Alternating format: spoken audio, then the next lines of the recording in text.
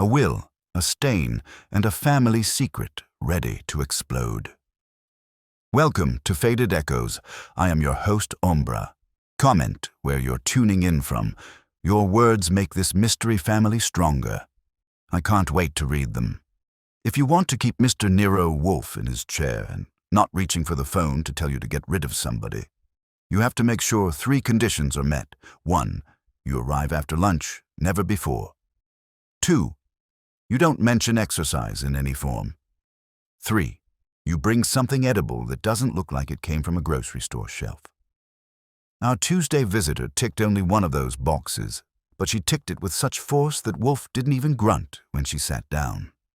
She came in at 2:48 p.m. sharp, which was after lunch, but her arrival wasn't announced. Fritz hadn't even had time to collect her coat. She carried a small wicker basket with a lid, and when she set it down on the red leather chair across from Wolfe's desk, the smell of ripe blackberries rolled out like a bribe from nature itself. The lid lifted, and inside sat a mason jar of deep purple jam, so dark it could have been ink from a gossip columnist's pen. "This is for you, Mr. Wolfe," she said. "My name is Cordelia Vance."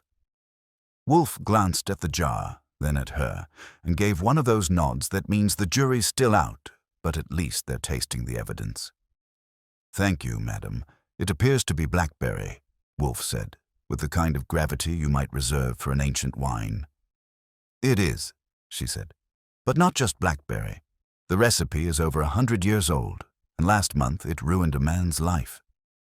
That's where most visitors would pause to let you ask how. Cordelia Vance didn't. She went right on, talking about wills, inheritances, and the kind of family friction that usually ends in somebody hiding in the pantry with a carving knife. "It was my uncle's will," she said, "and the day it was signed, it got stained. A spoonful of my jam fell on the paper, right across his signature. The lawyers say it's still valid, but the people who stand to lose money, well, they say it's a sign he was incompetent, that he didn't know what he was doing." I asked, "And you want Mr. Wolfe to prove your uncle wasn't tipsy on pectin?" Her eyes flicked to me like she was measuring whether sarcasm came extra on the bill. "I want the truth established before someone makes me out to be a poisoner. Last night someone broke into my pantry. They didn't take anything, except the rest of that jar's batch." Wolfe shifted in his chair. "A 1/4 inch, but for him that's a headstand. Why come to me? Surely a lawyer." "I did." "He sent me to you." She leaned forward. "He said you have a way with people who lie. I've seen Wolfe send clients packing for less than that. But he didn't. Instead, he pressed the tips of his fingers together and studied the jar like it had sprouted a confession. Label. 'Archie,' he said, 'see that the lady's basket is placed in the kitchen, then bring her a chair more suitable for conversation.' That told me he was in, or at least halfway in. Wolfe doesn't rearrange furniture unless he plans to keep the company. And if Cordelia Vance was telling the truth, we were about to start a case where the smoking gun was sweet, sticky, and possibly laced with motive. Fritz took the basket like it was a minor royal visiting and floated it away. And I got Cordelia Vance out of the red leather chair and into one that didn't squeak when an honest woman breathed. Wolfe watched the jam jar until it disappeared through the hall, then fixed his eyes on Cordelia, the way he does when he's arranged all the china in neat rows and wants to see which cup will chip first. "Your uncle's name," he said. "Ambrose Talbot," she replied. "Ambrose L. Talbot of Talbot and Schuster. Stationery, inks, the office supply chain." That got a small internal nod from Wolfe. Ink and paper were on his list of respectable trades as long as they didn't try to talk during mealtime. The disposition of his estate. The new will.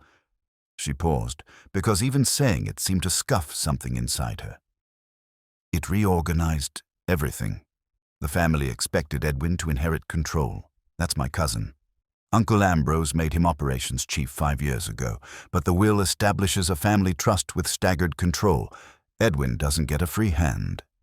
Lydia, she's my younger cousin, would have a life income but no votes. A large charitable gift goes to the North River Conservancy, and a research grant in my aunt's name goes to the State University. Your portion? Wolfe asked.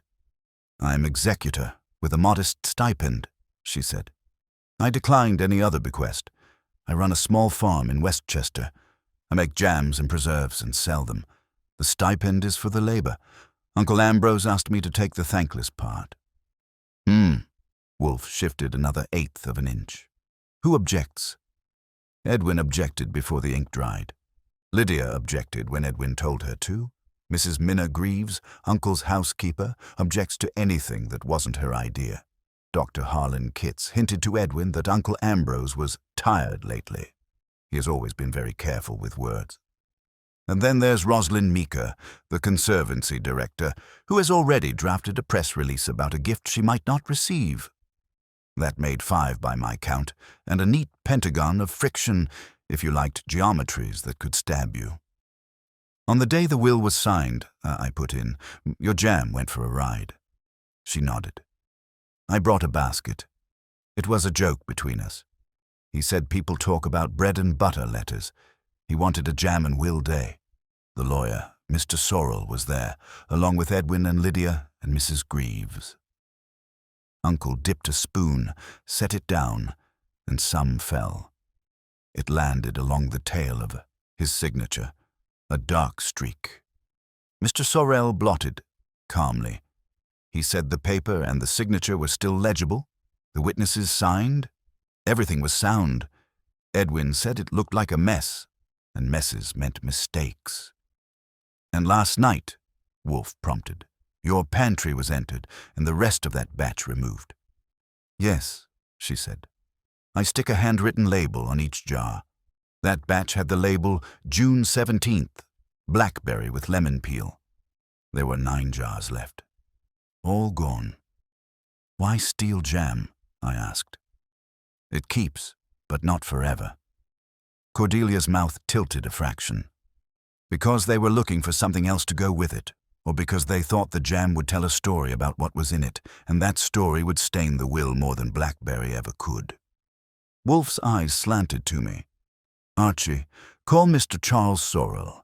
Ask him to come at 3:30 if he can manage, and bring a facsimile of the instrument and his notes. He turned back to Cordelia. You will telephone Mr. Edwin Talbot now and invite him to join us at 4. Tell him that failing his cooperation, your attorney will seek a declaratory judgment and that you, as executor, will suspend all discretionary privileges that have benefited him, including his use of the company car service account. The speed with which Wolfe went from jam to car service would have impressed a racing fan. I went to my desk and started dialing. Cordelia produced a small leather book and called Edwin first. She delivered the invitation with a calm that would have made a judge reach for his pen. Edwin's voice, loud enough to make the earpiece complain, bled through 3 feet of air. She repeated Wolfe's line about discretionary privileges. He settled on, I'll be there. I got Sorrell on the second try. His secretary had a spine. She made me wait a full minute before admitting that Mr. Sorrell disliked the idea of meetings outside customary venues. I said the customary venue this afternoon was Mr. Wolfe's office, and the custom involved brains. She put him on. He was clipped, but not rude. Yes, he had a clean copy and photographic reproductions. Yes, he would arrive at 3:30. No, he could not guarantee that Mr. Talbot would behave. I told him to leave that part to Mr. Wolfe. While we were scheduling our disturbance like civilized people, Fritz returned the empty basket and a saucer, washed and dried, as if to show the house had already made peace with blackberry. Wolfe asked Cordelia to detail the timeline of the pantry visit. She had been at home until 9, left to drive to her farm's market stall. She sets up on Wednesday mornings and returned around midnight. The side door's lock had been scored. Nothing else was taken. She'd called her attorney at 8 this morning and then the police. A local officer had nodded appreciatively at her neat rows of jars and promised a follow-up that would be scheduled in a time zone where calendars only have 2 days, tomorrow and eventually. The batch, Wolfe said. Any distinctive ingredient? Blackberries, sugar, lemon peel, a whisper of cinnamon, she said. No pectin. I cook long and slow. It thickens on its own. Which accounts, Wolfe murmured, for the viscosity that allowed a spoonful to cling, travel, and stamp the paper instead of bleeding into diffuse blotches. Archie, I'll try not to be proud, I said. You want me to say the stain looks like a trailing signature in reverse? Thick where the spoon left, thin where gravity took over. It means the jam hadn't crusted. Time window about a minute from spoon to stain. He shut his eyes for a beat, which for Wolfe is applause with the volume turned down. It means, he said, that at the moment of signing there was a plate, a spoon, and a certain informality. Tell me, Miss Vance, was the jar open on the desk? Number on the credenza, she said. We were in Uncle Ambrose's study. The desk, a leather blotter, the will. He signed, then leaned back. He laughed. He said, fetch the jam if we're going to make this unforgettable. I brought it over. The spoon was on the saucer. So you ferried sweetness into a text intended to regulate appetites, Wolfe said dryly. People resent both. At 3:30, punctuality knocked with its knuckles. Mr. Charles R. Sorel entered, slender, silvered at the temples, the kind of lawyer who never creases his coat or his sentences. He shook hands once, placed a buff folder on Wolfe's desk, and regarded the room like it might suggest a jury. Miss Vance, he nodded. Mr. Wolfe, Mr. Goodwin. He sat without being invited, which is a breach that in other men gets them treated like a fly. Wolfe let him keep the chair and opened the folder. There was the copy, crisp, with 2 glossy photographs clipped. One of the signature page from above, another at an angle that made the jam look like a signature that had taken a wrong moral turn. I will certify, Sorel said, that the instrument conforms to statutory requirements. The stain does not infringe the signature's legibility. The witnesses' signatures are intact, and Mr. Talbot was competent. I will also certify that skepticism in the form of Edwin Talbot has reared its head. Skepticism, I said, is one of Edwin's milder expressions. Sorel's mouth didn't smile, but his eyes did a little. Mr. Edwin prefers control. The trust's constraints irritate him.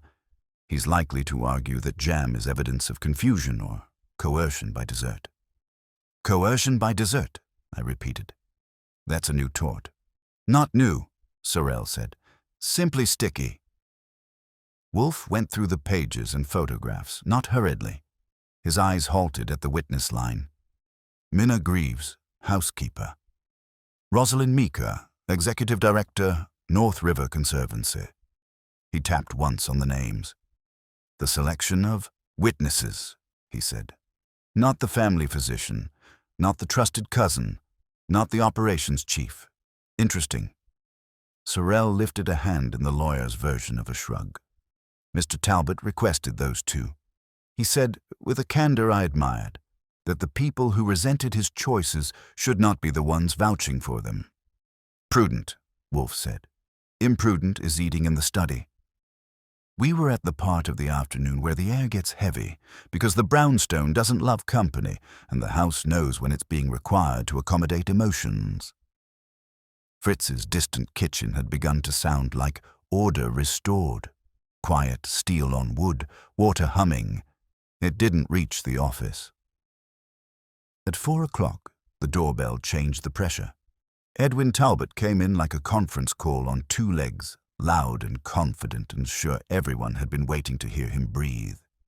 He had the broad shoulders of a man who pays a trainer and the bulging eyes of a man who ignores a mirror. Behind him, drifting in on the scent of too sweet perfume and silk, trying to remember how to be innocent, was Lydia Sloane, née Talbot, with a handbag that could have financed a sensible person's year. I don't like being summoned, Edwin announced, and looked around as if deciding which piece of furniture deserved to be offended. Hello, Cordy. Mr. Sorel. His eyes went to Wolfe and snagged. And you're the famous Nero Wolfe. I expected larger. Wolfe didn't blink. You have arrived, Mr. Talbot. Sit. Edwin sat. Lydia didn't until I pulled a chair, because some habits, like setting traps, require props. I took the chair that let me watch all three faces and the door at once. We are here, Wolfe said, because someone invaded Miss Vance's pantry in Westchester and removed the remaining jars from the batch that decorated your uncle's will. Either your allies, irritated by your uncle's generosity to fish and rivers, have engaged in foolishness, or your adversaries have secured souvenirs. In either case, it concerns me. Concerns you? Edwin's laugh had a short temper. This is a family matter. Wolfe laid a forefinger on the buff folder. You made it a public matter when you began to bruit about invalidity. You proposed, coercion by desert.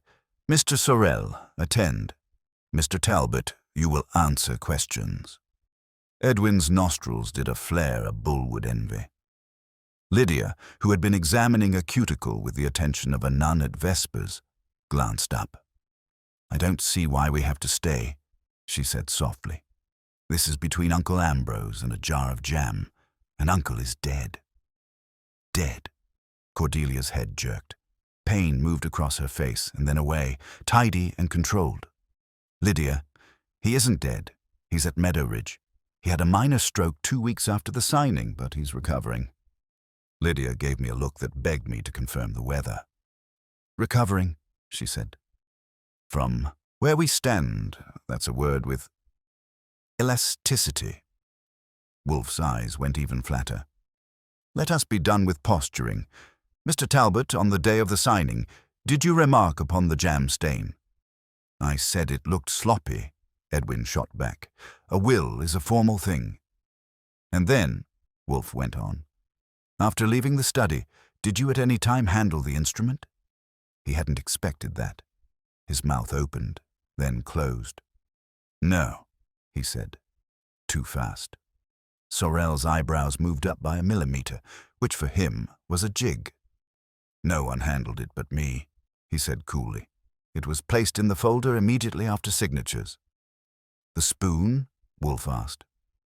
Who picked up the spoon? Cordelia answered. Mrs. Greaves. Thank you, Wolfe said. And later, who disposed of the saucer? Also Mrs. Greaves. She's efficient. Efficient people, Wolfe murmured, are never more dangerous than when they believe they are merely tidying. I stood. Wolfe didn't move his head, but the angle of his gaze told me to earn my keep. Mr. Sorrel, I said, I'll want the addresses for Ms. Meeker, Mrs. Greaves, and Dr. Kitts. Also a way to reach Meadow Ridge for a visitor's schedule. Miss Vance, I'll drive you home after this and take a look at that pantry. Mr. Talbot, you can have the pleasure of not coming along. Edwin rose halfway, indignant on reflex. Wolfe's voice arrived before his posture did. Sit, he said. It wasn't louder. It was simply heavier. Edwin sat. We will, Wolfe said. Presently convene again. Tonight, Mr. Goodwin will attend to the pantry, the lock, and the absence of glass. Tomorrow he will speak to Mrs. Greaves about her devotion to saucers, and he will ask Miss Meeker why a director in love with rivers attends a signing with her hand ready for a pen. He let that sit, a little moss growing on it. Meanwhile, Mr. Talbot, you will not repeat your accusations in any forum you cannot later disavow as gossip. If you do, I will contrive a displeasure you will find educational. There was a silence in which you could hear the house decide it would allow dinner at the usual time. Edwin made a noise, swallowed it, and stood. Lydia, who was quicker at measuring weather, put a hand on his arm. He means it, she told him, and I'm hungry. They left, and Sorel gathered his folder. I will expect Mr. Goodwin's report, he said. Miss Vance, I suggest you have the lock replaced and keep one jar from every batch in a place even efficient people forget exists. After they were gone, the office expanded by half an inch. Wolfe leaned back, eyes closed. Blackberry, he said, is a fruit with seeds. Deep thought, I said. The people around Mr. Talbot, he went on, are very like berries. The sweetness is superficial. The pips are the problem. Go, Archie, before Mrs. Greaves decides to sterilize a memory. The drive to Westchester with Cordelia was long enough for her to relax a fraction, though she wasn't exactly the type to fill a silence with nervous chatter.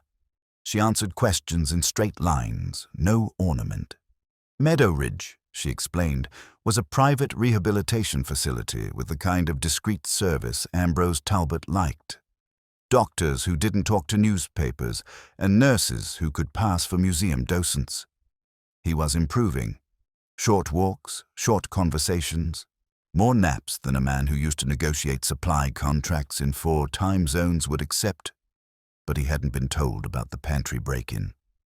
He'd think it meant, she said, that the war for his estate has started before he's in the ground. And it has, but he doesn't need to think about it. Her farmhouse sat on a low rise, stone walls wrapped around it like it had decided to keep a piece of another century. The pantry was off the kitchen. A narrow room with a single window and shelves from floor to ceiling, every jar labeled in the same neat, confident hand. The gap where the 9 jars should have been was obvious. Whoever took them didn't bother rearranging to hide it. The lock on the side door had been scored with something sharp, probably a screwdriver, and the frame had fresh splinters. "Who has a key?" I asked. "Just me," she said. "And my assistant, Nora. She's with her sister in Vermont for the week." Any customer who'd know about this pantry? She thought a moment. "No one comes in here except Nora. I bring stock out to the market or shop." I looked out the window. The driveway curled down toward the road. A car could pull in after dark, be gone in 3 minutes, and no one would see unless they were walking a dog at the right time. "Any dogs around here?" She shook her head. "One farm over has a retriever, but they keep him in after sunset." "Coyotes." I spent the next 15 minutes photographing the lock, the splinters, and the shelves, then went outside to look at the ground. We'd had rain 2 days ago. The earth was still soft. Tire marks cut in close to the side door. They weren't delivery truck width, more like a sedan. One tread had a nick in the center block, a little jagged edge that could be useful later. Inside, Cordelia waited with coffee. I accepted. She watched me take a sip, as if gauging whether I'd say something comforting. I didn't, because I don't sell comfort under false pretenses. "If they just wanted the jam," I said, "they could have taken it from your market store without risking a lock. Somebody wanted that whole batch, and wanted it enough to come here for it." "You think they're going to test it?" she said. "Not a question. Could be. Or they think there's something in it besides sugar, lemon, and good intentions. Did anyone see you make it?" She shook her head again. "No one. I make big batches alone. It's the part I like best. You can think when you're stirring." I left it there. At 8:30, I locked up, told her to call if anyone else came sniffing around, and headed back to the city. Wolfe was in the office with a glass of beer when I came in. He listened to my report without comment until I described the tread nick. Then he opened his eyes fully, which means the wheels were starting to catch. "A sedan," he repeated. "Not the Talbot car service. Not unless they've downsized. This was something smaller, and no attempt to hide the tracks." "Arrogance," Wolfe said. "Or a message." "Or both." "What about tomorrow? You want me to start with Mrs. Greaves?" "Yes. Her efficiency may extend to kitchen cleanliness, but not to truth. Ask her about the spoon and saucer, but do not suggest you know more than you do. Miss Meeker will be next. She will not appreciate your questions, but her attendance at the signing was significant. And Dr. Kitts. Later. Leaving Edwin for dessert. He will choke on it in due course." The next morning at 10, I headed to the Talbot residence, a tall brick townhouse on the Upper East Side that had aged into money instead of out of it. Mrs. Minna Greaves opened the door herself. Tall, square-shouldered, grey hair in a tight knot, she looked like she'd been built to manage a household and defend it from marauders. She led me to a spotless kitchen that smelled faintly of lemon oil and something baked hours ago but already catalogued and put away. "I don't see why this pantry business concerns you," she said, sliding a mug of coffee toward me like it was an obligation on a checklist. "Miss Vance is an anxious sort. Always has been. Jam is jam." "Except when it's evidence," I said. "On the day of the will signing, you handled the spoon and saucer?" She looked at me directly. "Of course. Mr. Talbot spilled some. I cleaned it. That was the end of it." "You cleaned it? How?" "Washcloth." "Soap?" "A damp cloth." "No soap. It was fresh. Came right off." "Who asked you to?" She hesitated, just enough for me to notice. "No one. I saw it and took care of it. I've worked here 24 years. I don't wait for instructions to tidy a mess." "Did you notice anyone touch the will after the jam fell?" Mr. Sorrell had it in hand before and after. He doesn't let go of things like that. Her answers were steady, but there was a stiffness to them, the kind you get when someone is holding back the one thing they don't want to be asked. I didn't press. Sometimes you learn more by leaving a gap than by filling it. I finished my coffee, thanked her, and left. Rosalind Meeker's office at the North River Conservancy was the opposite. Glass walls, big photographs of sunlit water, the hum of efficiency that comes with a well-funded non-profit. She was in her 40s, crisp navy suit, short hair, quick eyes.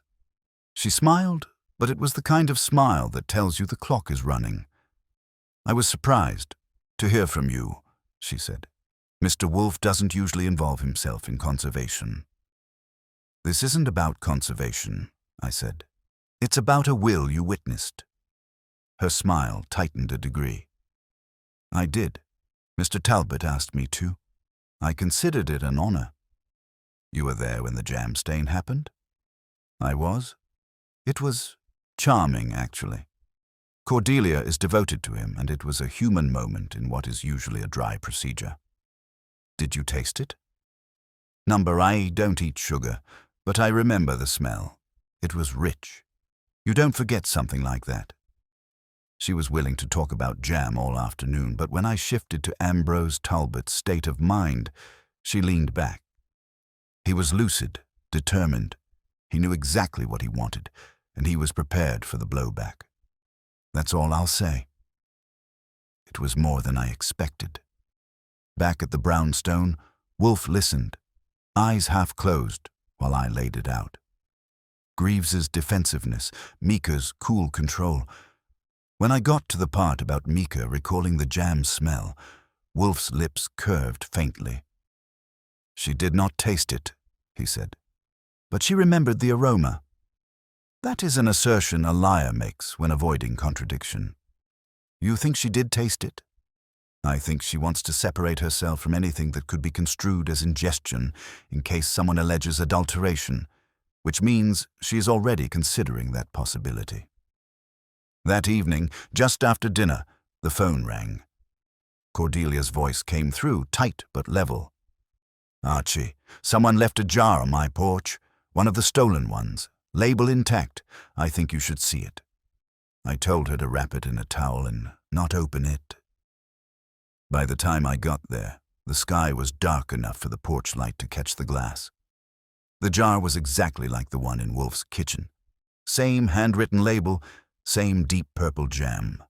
But there was a smear along the inside that looked thicker, darker, almost black. Cordelia hadn't touched it. She handed it to me like it was nitroglycerin. "Why would they take 9 and return 1? She asked. "Maybe to tell you they can get to you any time they want," I said. "Or maybe this one's different." I drove it back to Wolfe, who took it in both hands, held it up to the light, and said, "Archie, tomorrow you will find someone discreet and competent to test this for unusual substances." Quietly. The kind of quiet that does not echo. He set the jar down with care. "And," he added, "you will invite Dr. Kitts to the brownstone. His view of Mr. Talbot's competence will either be candid or revealing in its lack of candor. The seeds, Archie, are beginning to show." By 8 the next morning, the jar sat on Wolfe's desk like a dark planet with its own gravity, and I had a short list of people who would look at it without feeling compelled to write a paper, call a cop, or alert a gossip columnist. Wolfe hates laboratories, the way some men hate dentists, but even he will concede that when sweetness looks like strategy, you get a chemist. I phoned a man named Victor Lenz, who runs a private food safety outfit on West 27th. He's discreet because his clients are restaurants that want the truth delivered in a whisper. I told him I had a jar of jam that needed a look for unusual components. He said to bring cash, not a check, and to use the side door because the lobby camera was on the blink, which is Lenz for working perfectly. Wolfe flicked his eyes at the clock. Back by noon, he said. Call Dr. Kitts and offer him 2 o'clock here. The inducement is that I prefer to credit his judgment rather than his vocabulary. You're asking him to choose between reputation and evasion. Precisely. Do stop for breakfast if you must. Not ham. I wrapped the jar in 2 towels, nested it in a shoebox, and got a cab. Lenz took me through a corridor that smelled like coffee pretending to be bleach and sat me in a room with a stainless table and a light that made every speck on the world look like a suspect. He examined the jar without opening it, used a loop on the label as if handwriting has pores, then eased off the lid and took one breath, not deep. Blackberry with lemon, he said. Heavy set, long cook. You want toxins, drugs, or the 10 Commandments? Start with toxins and drugs, I said. But keep the commandments in your back pocket. Turn around. Today if you can. I counted bills. He counted quicker. Prelim in a few hours, he said. Fuller panel tonight. Don't get famous on me. I'm constitutionally opposed. Back on the sidewalk, I phoned Dr. Harlan Kitts' office. His receptionist had been trained in the martial art, where all questions die smiling. I said the magic words, Mr. Nero Wolfe requests, and suddenly the calendar parted like a curtain, and there was a 2 o'clock yawning at me. I gave the address and asked for punctuality. Dr. Kitts is always punctual, she said, which I stored in case he wasn't. At 11:15 I was back at the brownstone. Wolfe had made progress on his chair's cushion, but not an inch elsewhere. I reported the lens drop and the appointment. He let it sit, then said, Miss Vance. Cordelia. Call her. Tell her Dr. St. Kitts will be present. Ask if she objects. She will not. She's a woman who likes light, even if it stings. She didn't object. She said she'd be there at 1:50, which is punctuality with feeling. Fritz brought lunch, eggs with chives and a salad that let me know lettuce could be interesting if it went to college, and we ate in peace.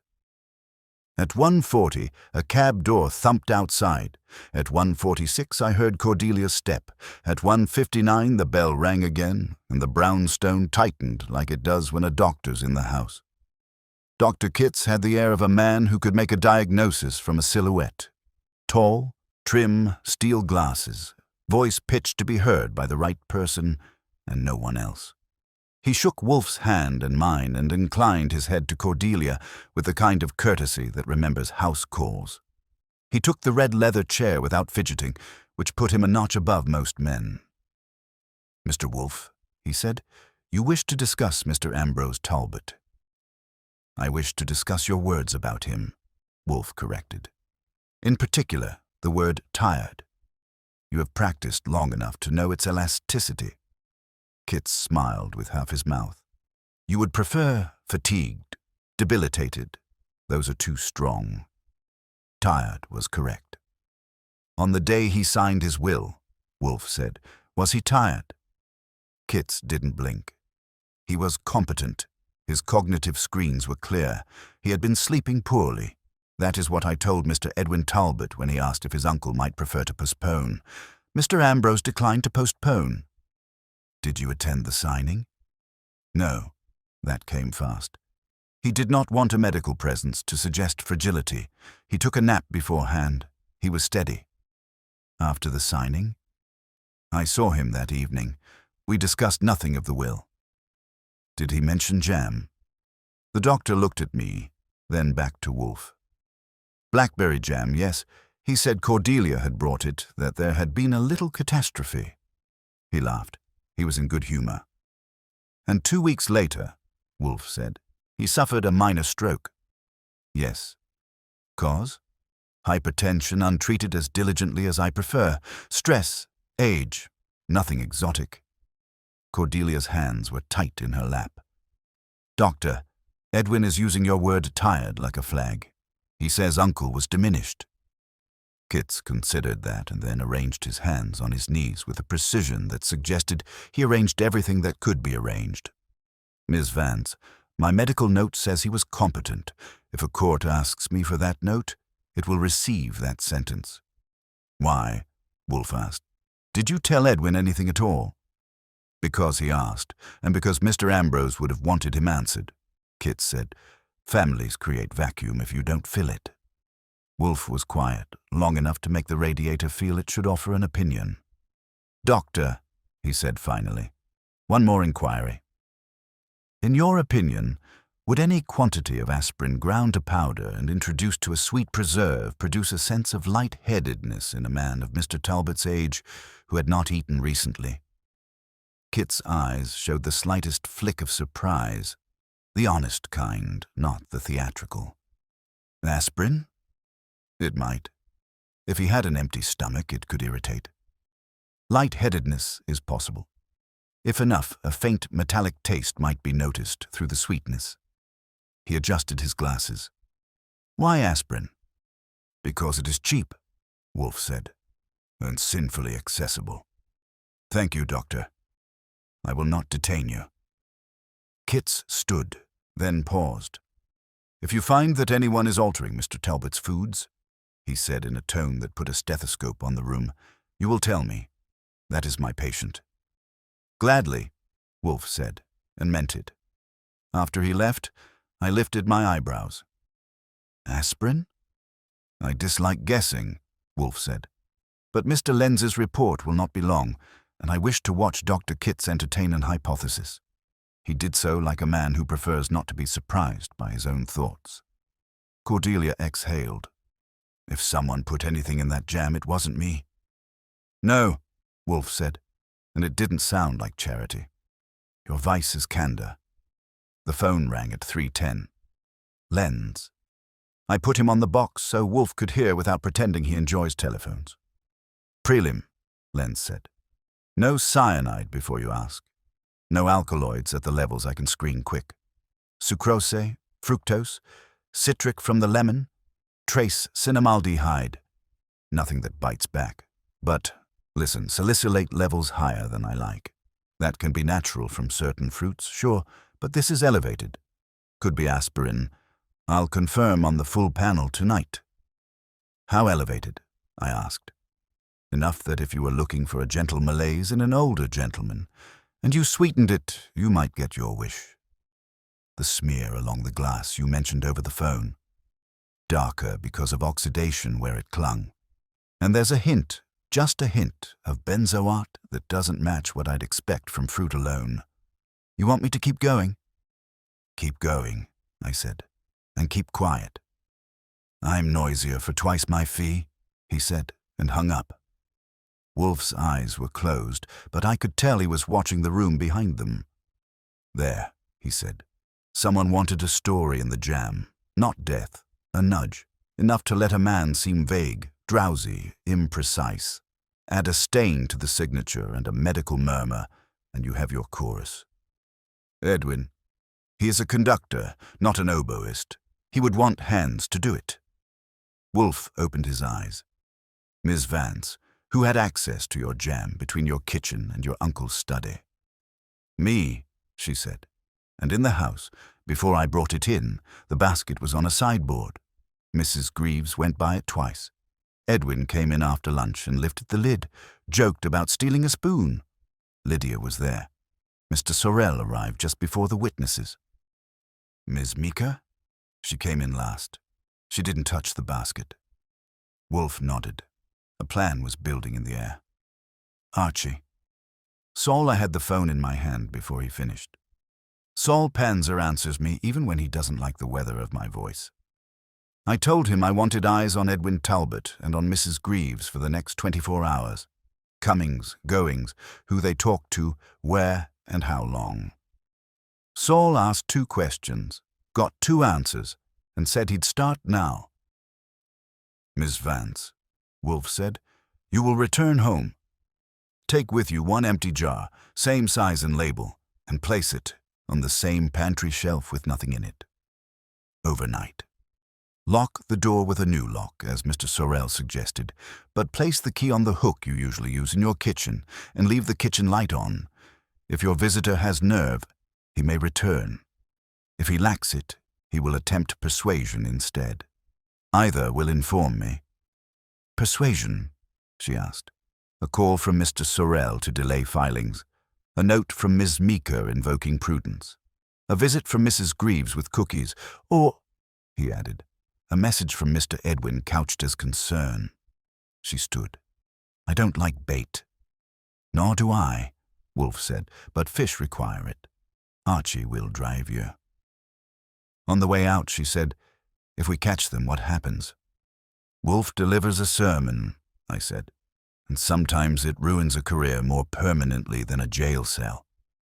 That got the first real smile I'd seen from her. We didn't make it to her farm before the next ripple. In the hallway, as I was reaching for the doorknob, I saw the office door swing an inch, then halt. That door doesn't swing on its own. The house is too honest for that. I pushed it open fast.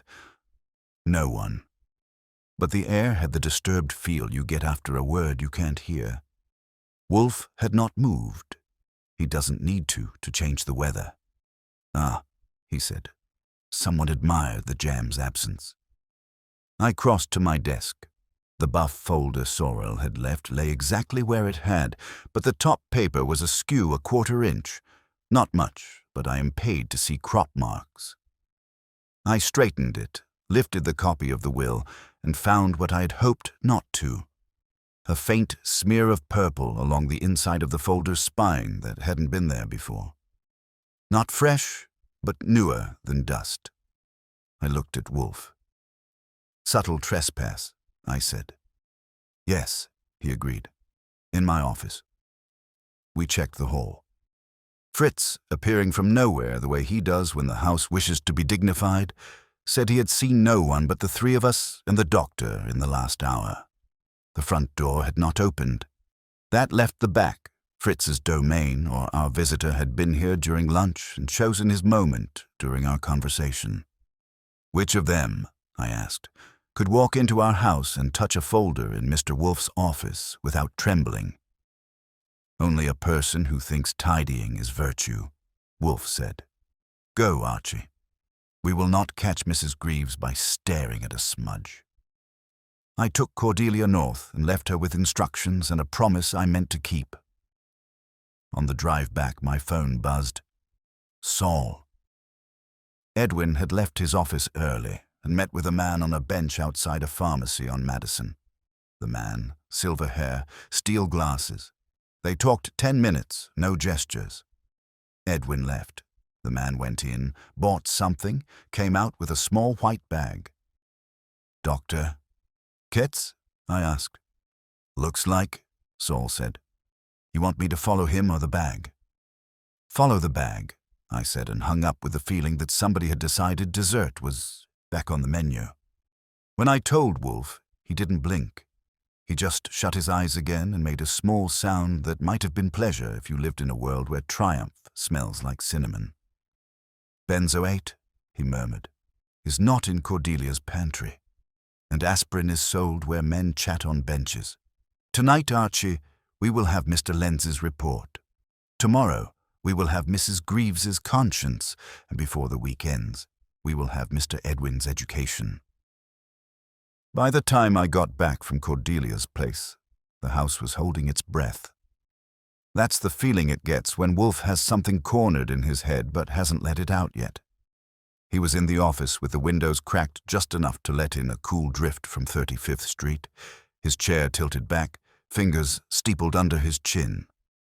The jar from Cordelia's porch sat on the edge of his desk as if it were a co-conspirator waiting for its turn to speak. "Saul's following the bag," I reported, dropping into my chair. "If Dr. Kitts bought aspirin in bulk, we'll know before the cap's twisted off." "Good," Wolfe said.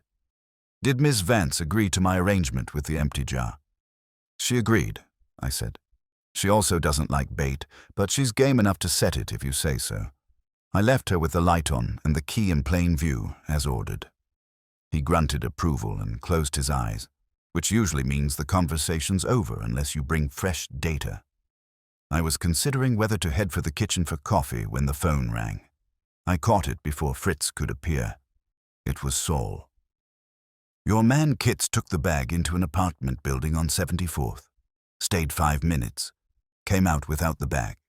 Woman in her 50s, neat grey hair, wearing an apron, left 2 minutes later with a shopping tote. Recognize her?" He didn't have to wait for me to answer. "Mrs. Greaves," I said.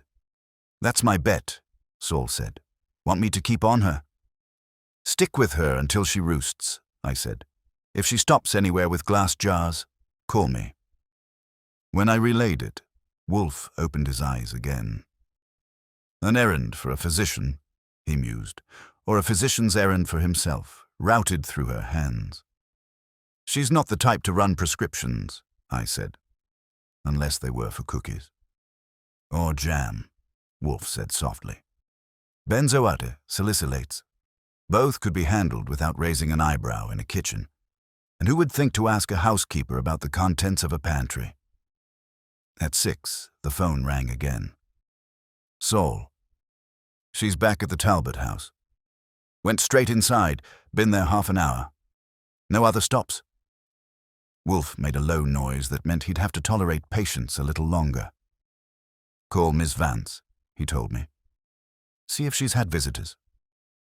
Cordelia answered on the second ring. "No visitors," she said, "but I just found the empty jar in the pantry knocked over. Nothing else. Touched. And my cat, who never goes in there, was shut inside." "Did you put him there?" "Number." "He was yowling when I opened the door. I hung up and told Wolfe. He nodded slowly. A cat is a hazard to a clandestine act. They close doors to prevent interruption. An empty jar knocked over is either clumsiness or a signal." "Signal to who?" "To someone who knows where the jar will be," he said, "or to suggest that they came looking and found nothing worth the risk." The doorbell rang at 6:30. Fritz went and returned with a paper-wrapped parcel addressed to me in a handwriting I didn't recognize. Neat, squared off, no flourishes. Inside was a small jar, unsealed, half full of a deep purple spread that smelled like Cordelia's batch. No label, no note. I set it on Wolfe's desk.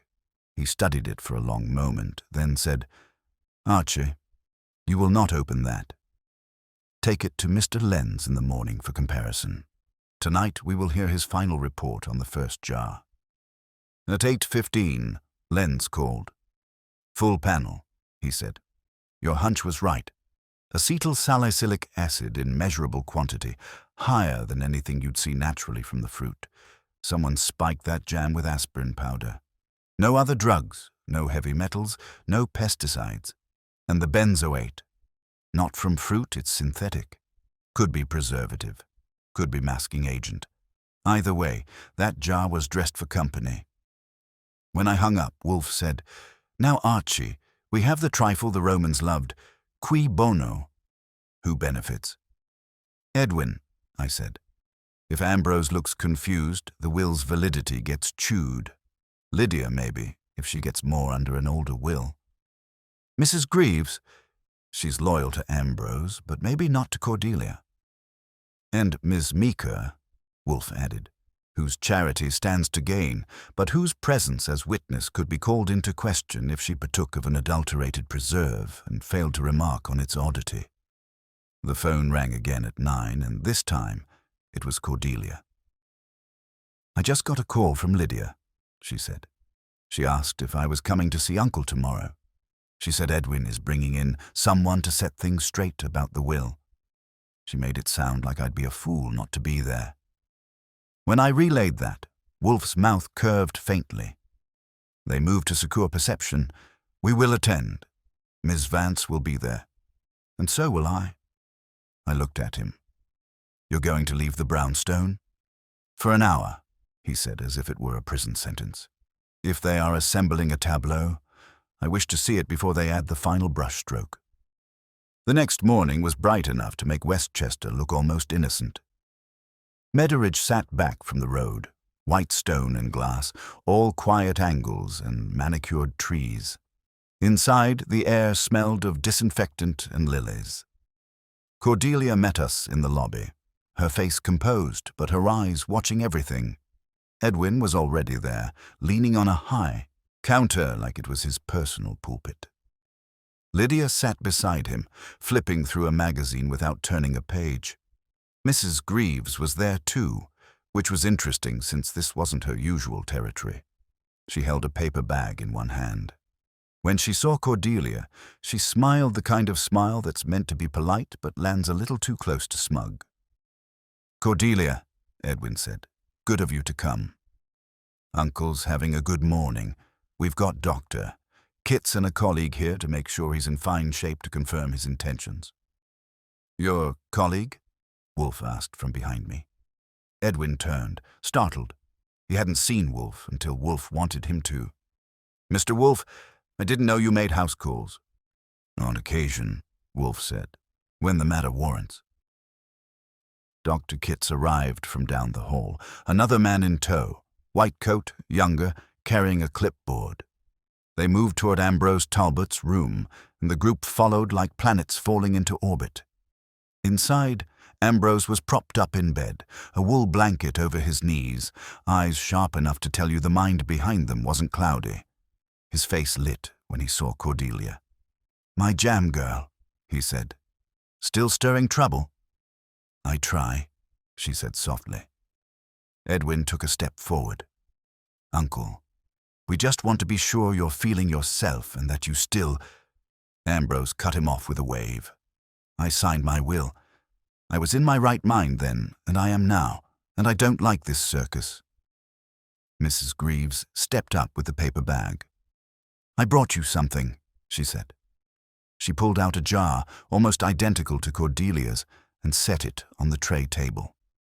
Ambrose looked at it, then at Cordelia. "Is this yours?" "No," Cordelia said. Wolfe moved then, slow but direct, taking the jar in both hands. "No label," he observed. "That is unfortunate.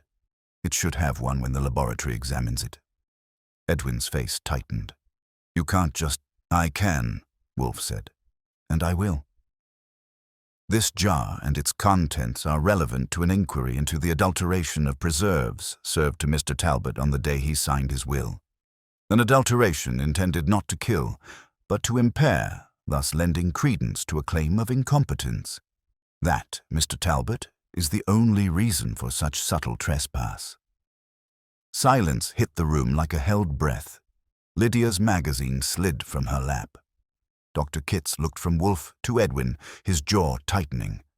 Ambrose said, "Who?" "That," Wolfe said, "will be demonstrated in my office tomorrow at 4. I suggest all interested parties attend. It will be clarifying." He turned and handed the jar to me. "Archie, keep this where hands cannot find it. We will give it to Mr. Lenz this afternoon, and Miss Vance, be so good as to invite Mrs. Greaves to bring her efficiency to the brownstone as well." As we left Medderidge, Wolfe was silent until we reached the car. Then he said, "Tomorrow, Archie, we harvest. Today, we let the fruit ripen." We got back to the brownstone a little before 2, the jar from Mrs. Greaves riding on my lap like an unexploded shell. Wolfe didn't say a word on the drive, which was fine by me. I was busy thinking about the look on Edwin's face when Wolfe had picked up that jar without asking. It hadn't been outrage. It had been calculation, like a man measuring whether the thing in someone else's hand was worth fighting for or better written off as a sunk cost. Inside, I put the jar in the kitchen safe. Fritz raised an eyebrow at it, but didn't ask. He's had enough years with Wolfe to know when a food item is evidence instead of supper. Wolfe went straight to his desk and called Lenz.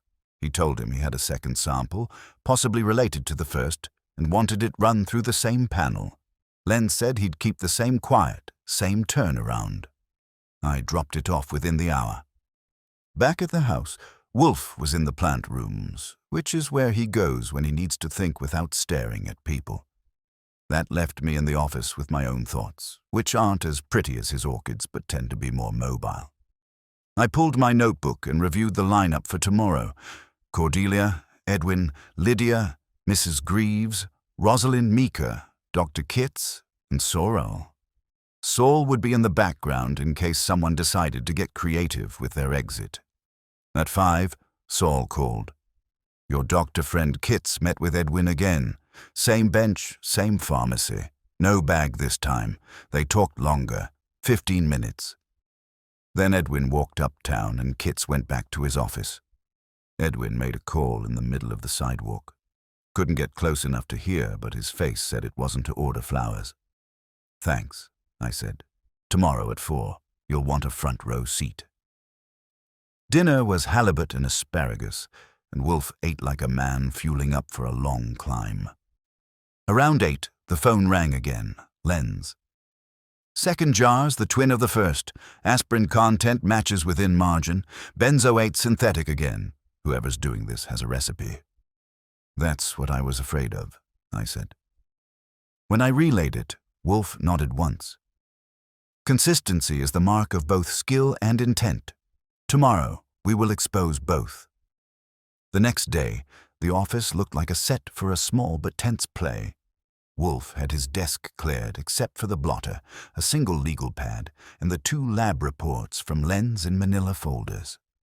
The red leather chair was empty, waiting for whichever lamb he decided to start with. I had the others arranged, so no one could sit without being in his line of sight. At 10 to 4, Cordelia arrived, steady but watchful. Edwin and Lydia came next, together, and took chairs without being asked. Mrs. Greaves followed, stiff as the stem on a wine glass.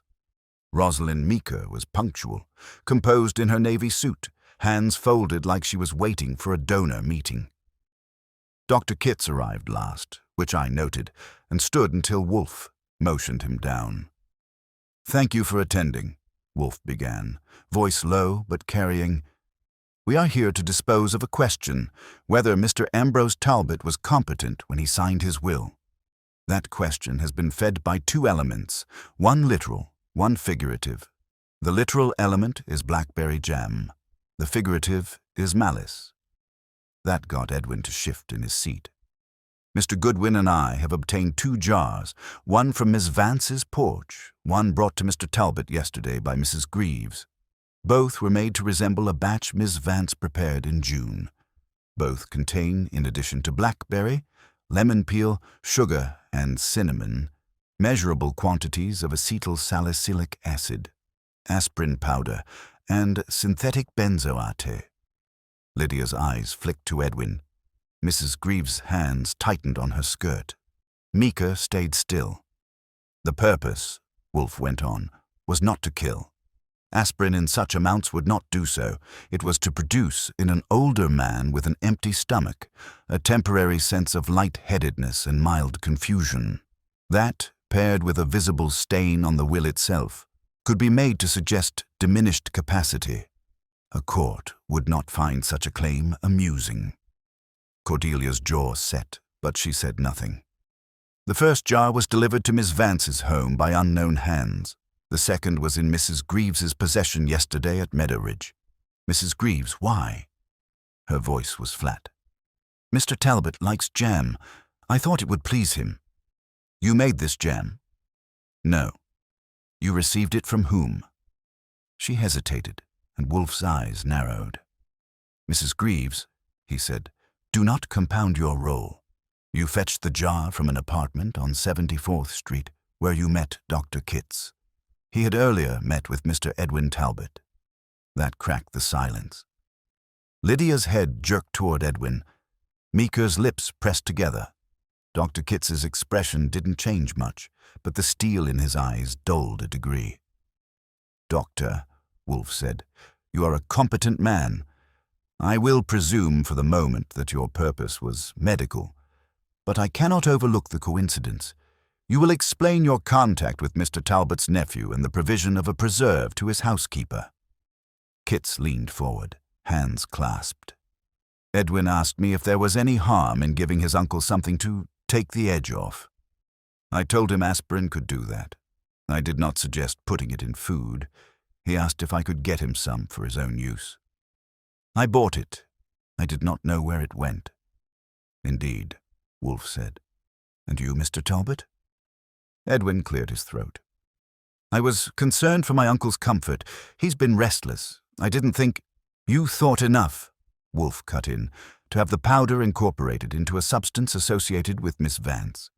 Thus, if its effects were remarked, suspicion might fall on her. And you thought enough to ensure that Jar appeared in his room yesterday, to reinforce your fiction." "That's ridiculous," Edwin snapped. "It is documented," Wolfe said calmly, "by observation of your meetings, the procurement of the aspirin, and the identical adulteration of 2 jars tested independently. The chain is clear.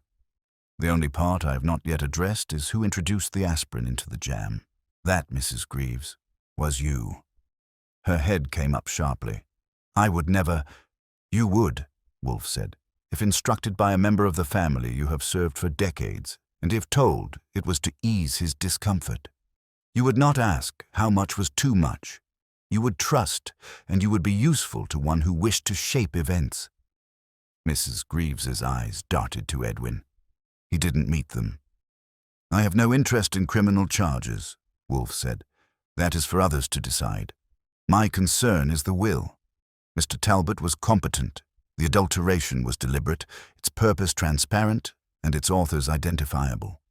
I will provide Mr. Sorrell with the lab reports, my notes, and Mr. Goodwin's observations. If any further whisper of incompetence arises, it will be answered with this record. If any further tampering with Mr. Talbot's food occurs, I will see to it that the whisper becomes a shout. In court, if necessary." No one spoke. Wolfe let the silence work a full half-minute. Then he said, "That is all. Miss Vance, you will return to your duties without fear of slander. Mr. Talbot," he glanced at Edwin, "you will consider the virtues of restraint." One by one they filed out. Cordelia stayed just long enough to thank Wolfe with a quiet nod. When the door closed behind her, Wolfe leaned back and reached for the beer Fritz had set on the side table. "You've still got your sermon voice," I said. He sipped. "It is sometimes necessary. And Edwin, he will sulk. He will calculate again. But he will not try this tactic a second time." I grinned. "Because of the ethics?" "Because," Wolfe said, "he now knows I am watching. Saul has a gift for leaving a room without making air move, which is something I envy in a city where most men can't cross a sidewalk without starting an argument with oxygen." After the meeting broke, and the last pair of heels retreated down the stoop, he slid in with his notes and a half-smile that said he didn't need my applause to know he'd earned it. "2 items," he said. "First, our pharmacy on Madison confirms a cash sale of 2 large bottles of aspirin yesterday. Approximate time matching Kitz's visit. Clerk remembers the silver hair and the gaze that checks blood pressure for a living. Second, last night around 10, a dark gray sedan with a shallow nick in the center of the right rear tread turned down Cordelia's lane and didn't stay long. Could be a neighbor, could be our friend from the pantry. You want it on the calendar for tonight?" "On the calendar," I said. "I'll take the front. You take the—" Road Wolfe didn't open his eyes. "Do not apprehend," he said. "Observe. That was my plan," I told him. "If anybody needs apprehending, the state can do its share." "Pa," he said, which is Wolfe for civic engagement. "We set up in Westchester with a kind of efficiency that makes criminals think the world is conspiring against them when it's really just Saul Panzer with a thermos." Cordelia's kitchen light was on, as ordered. The new lock gleamed like a small insult to whoever had violated the old one. The empty jar sat on the shelf exactly where a tidy person would look first. I took the mudroom shadow with a line of sight to the side door. Saul parked in a pull-off down the road, where headlights wouldn't paint him onto the scenery. It was one of those quiet nights that make a city man suspicious. At 11:30, a barn owl did an audition for a haunted play. At midnight, a rabbit made sure I understood how stupid it felt for a rabbit to startle a grown human. At 20 past, my phone hummed once. Saul. Headlights, he whispered. Same sedan profile. Rolling slow. I heard the engine before I saw the beam. It nosed in, the way shy criminals do when they're not sure if the house has decided to be home. The car settled near the kitchen steps, engine off, lights down. A pause. The kind of pause that means someone is talking themselves into it. Then the door opened, and out stepped Lydia. She wasn't dressed for burglary, unless Bergdorf makes a line for felonies. Dark coat, practical flats, hair tucked away. She paused at the bottom step and listened like a cat, deciding if a room deserves it. Then she took a slim envelope from her pocket, fitted a key into the new lock with the kind of confidence that would interest a locksmith, and eased the door open. I let her have the room. She moved like she'd been in this kitchen twice this week, which didn't fit the facts and therefore told me I was missing a fact. In the pantry, she went straight to the shelf and reached for the empty jar. She picked it up, weighed nothing, set it down again with a tiny cluck of disapproval that was pure Mrs. Greaves echoing in somebody else's mouth. Then she took a second envelope from the coat, produced a small plastic vial, and unscrewed it with a care that said she'd rehearsed this part where no one could see. She tipped the vial toward the empty jar, hesitated, and that hesitation saved the scene from being evidence and kept it as leverage. She was working in a house that wasn't hers, on a shelf she didn't own, and even the bold get nervous when a shelf becomes a witness. She put the vial back, closed the pantry door, and left the kitchen exactly as she found it. From the mudroom, I saw her hand on the knob and made a decision that was more Wolfe's than mine. I opened the inside door with a cough. She froze, then turned. It's a look I've seen in mirrors on mornings when I question my life choices. Good evening, Lydia, I said. You dropped something. To her credit, she didn't bolt. She shut the outer door and leaned on it with both hands like she decided to pretend she lived here. Archie, she said. The word stretched thin. Edwin told me to check the lock. He thought, after the break-in, Cordelia should have someone, a woman, look. A woman with a vial, I asked. She didn't answer. Out in the drive, a headlight blinked twice, slow. Saul's signal, plate captured, tread photographed. I stepped aside and opened the inner door more. Come in, I said. We'll look together. We looked at the pantry. I did the looking. She did the pretending. When I picked up the empty jar and turned it so the light showed there was nothing inside but potential, she gave me a little nod as if congratulating me on a well-kept cupboard. Here's something funny, I said. You had a key for a lock installed yesterday. Who gave it to you? She flinched at the word yesterday, which meant this wasn't supposed to be a live conversation. Mrs. Greaves, she said finally. She said Cordelia couldn't be trusted to keep a door shut. I was only trying to help. Of course, I said. You always are. Go home, Lydia. When she'd gone, and the sedan had lifted out of the driveway like a thought someone was ashamed of, I called Saul. Make on the plate? Registered to a leasing company out of New Jersey, he said, but the client of record uses it for Talbot and Schuster Corporate Fleet. I'll spoon you the VIN in the morning. I relocked the door and stood in the cool quiet for a minute. It occurred to me that almost everyone who'd touched this case had done it for a reason they could call decent. Edwin for stewardship, Lydia for help, Greaves for caretaking, Kitts for comfort. It's the trouble with motives. You can always find one with nice manners to take to dinner. Back at the brownstone, Wolfe accepted my report with a grunt that had an extra syllable to it. Key, he said. Of course she had a key. Greaves, I said. She's the house's conscience. If she thinks a door should be open, it opens. Or shut, he said. Tomorrow we will require her to think aloud. Sit. I will arrange. He arranged with the phone and with that particular gravity that turns appointments into orders. By noon, 3 things had happened. 1. Saul texted me a close-up of the rear tire. The nick matched the print at Cordelia's lane as neatly as a rubber stamp matches an ink pad. 2.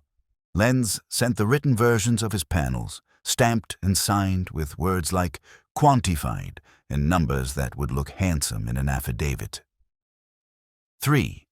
Mr. Sorel called to say he had filed a motion anticipating any challenge to the will and would very much enjoy attaching certain supplemental materials, should the occasion arise.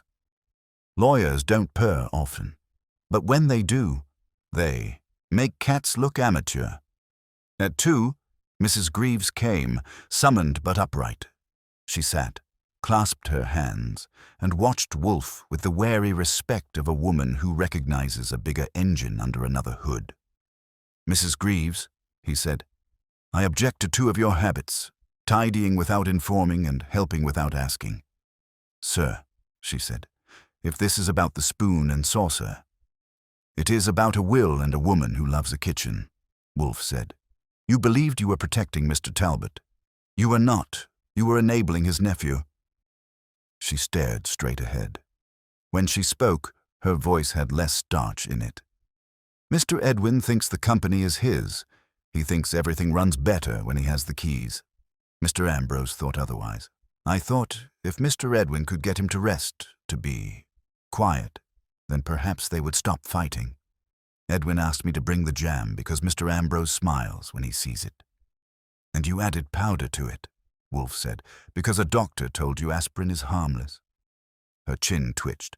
Yes, more than once. She closed her eyes. He asked. He said Uncle was agitated. He said. She stopped, opened her eyes again. He said Cordelia wanted it. I did not ask Cordelia. I see now that was wrong. I let the quiet sit. Wolfe doesn't rush an admission. He lets it air out until it says everything out loud. Last night, I said, you gave Lydia a key to Miss Vance's new lock. Why? She is family, Greaves said simply. If the door's wrong, family should fix it. Wolfe made a noise that wasn't quite a scoff. Family, he said, is a word that excuses more than it should. Thank you. You may go. She stood, and at the door she stopped without turning back. Mr. Wolfe, she said, Mr. Ambrose was not confused that day. Not by any jam. He laughed at the stain. He told me to save the spoon because it would remind him that even careful men make sweet mistakes. Then she left, and if the house had had a hat to tip, it would have.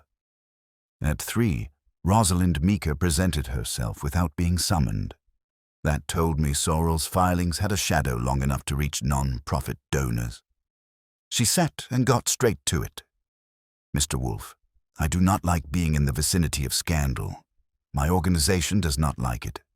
If there is something I should know, tell me now. Wolfe folded his hands. Ms. Meeker, your presence at the signing was prudent. Your silence yesterday was more prudent still. I do not believe you adulterated anything, but I do believe you smelled something besides fruit when you left Mr. Talbot's study that day. Her mouth tightened. I smelled opportunism. It is not a rare odor. You also told Mr. Sorel this morning, Wolfe went on, that the Conservancy is willing to defer public mention of Mr. Talbot's gift for 6 months to allow family healing. That was decent. Do it. She blinked. You've been busy. I sit, he said, and very much happens. He let her go without more, because Rosalind Meeker had delivered the thing he wanted, leverage that didn't taste like threat. It tasted like schedule. At 4, I took a ride to Meadoridge and, with the help of a nurse who had decided I was harmless because my shoes were shined, got 5 minutes with Ambrose Talbot. He looked smaller than he had, but he still had the eyes. "Tell Nero Wolfe," he said, "that I don't give a fig what Edwin wants. Tell him also that if he solves this with a lecture, I'll fund orchids for the next 10 years. "I'll tell him," I said, "and send Cordelia a note." He nodded and reached for a pen. His hand was steady. He wrote 2 lines, sealed them in an envelope with the crispness of a man who likes paper, and gave it to me for Wolfe. I didn't look. I didn't need to. Back in the office, I handed Wolfe the envelope. He broke it, read, and smiled with both corners of his mouth, which in Wolfe is practically a jig. He slid the note under the blotter and said, "Tomorrow, Archie, we will complete the anatomy." He shifted in his chair and looked satisfied in a way that meant somebody was about to be unhappy in a very orderly fashion. "Which somebody?" I asked. "The man who wanted command more than he wanted honor," Wolfe said, "and the woman who mistook efficiency for virtue will be spared because ignorance is not malice. But she will learn. Edwin will learn harder. And Lydia, she will at last be useful," he said. "She has delivered me something she does not know she holds." "Which is?" "A key," he said, and let me decide if he was being literal, metaphorical, or both. At 9 that evening, with the city smoothing itself out into the cool, Fritz brought us a coffee that tasted like a promise. The phone rang once and stopped. Saul, telling me in Panzer Morse that he had set the final piece where Wolfe wanted it, an affidavit from the pharmacy clerk, a photo of a tread, and a neat line from car to road to pantry. The board was set. Wolfe closed his eyes and let his head sink back, the way a general might the night before he asks a battalion to do nothing more strenuous than stand still while the enemy runs into them. "Tomorrow at 4, he said, not to me, not to the house, but to the idea of 4 o'clock itself. We end it. The next day began the way Wolfe likes it when he's got a show scheduled. No interruptions, no unexpected calls, and no one knocking at the door unless it's carrying something edible. He stayed in the plant rooms until 11:30, giving the orchids whatever passes for reassurance in their kingdom, while I went over Saul's packet one more time. The pharmacy clerk's statement was short and sweet. Silver-haired man, cash payment, 2 large bottles of aspirin, dated and timed. The tread photographs were crystal clear, every curve, every nick, and matched. The print Saul had lifted from Cordelia's lane like they'd been cast from the same mold. Add in Lentz's lab reports and the neat handwriting from his assistants, and we had enough paper to make Edwin wish he'd gone into a business that didn't use ink. Wolfe came down at noon, asked for beer instead of coffee, and sat with his eyes half-lidded while Fritz served lunch. He didn't speak until Fritz cleared the plates. "Archie, the sequence today is important. Cordelia will be here at 3:45. Edwin, Lydia, Mrs. Greaves, and Miss Meeker will arrive together. Saul will ensure they do. Mr. Sorrell will sit nearest me. Dr. Kitts will be last, and will be invited to remain after the others leave. You're keeping him back for the encore. He will have the opportunity to clarify his position," Wolfe said. "He is not a fool, but he has permitted himself to be used. I wish to see if he is content to remain so." At 3:45, Cordelia came in wearing a pale coat and a look that could have been calm or just carefully buttoned. She took the chair Wolfe indicated, her hands resting on the armrests as though she were keeping them visible to avoid accusation. The others arrived in a bundle, just as Wolfe had ordered, with Saul shadowing them like an unacknowledged coat check. Edwin looked restless, Lydia faintly bored, Mrs. Greaves resigned, and Rosalind Meeker as perfectly composed, as if she were about to address a donors' luncheon. Sorrell entered last before the appointed hour, placed his briefcase on his knees, and inclined his head toward Wolfe in greeting. At 4 on the dot, Wolfe looked at me. I closed the office door and took my place at my desk. "You are here," Wolfe began, because a matter that should have remained private was made public, and a man's judgment was called into question. I've had enough of both." He let the silence follow the words long enough for Edwin to start shifting in his chair. The question of Mr. Ambrose Talbot's competence was seeded by two things: a visible stain on the will he signed, and a suggestion, reinforced by certain witnesses, that he was fatigued, perhaps imprecise. The stain came from jam prepared by Miss Vance. The suggestion was intended to shift attention from those who sought to profit by undermining the will. Edwin opened his mouth. Wolfe lifted a hand without looking at him, and Edwin shut it again. The jam was not, in fact, only jam. It contained aspirin powder and synthetic benzoate. This is not speculation. It is documented by two independent analyses conducted by a laboratory whose discretion is matched by its accuracy. The quantity was sufficient to produce light-headedness and mild confusion in a man of Mr. Talbot's age, particularly on an empty stomach. He reached to his right without turning his head, and I handed him the first folder. He passed it to Sorrel, who opened it and scanned the top page, then began methodically, working through the rest. The jars containing this adulterated preserve were introduced into the Talbot household through Mrs. Minna Greaves, who did so at the request of Mr. Edwin Talbot. Mrs. Greaves acted without malice. She believed she was providing comfort, and she was assured the contents were harmless. She was mistaken. Mrs. Greaves' eyes stayed on her lap.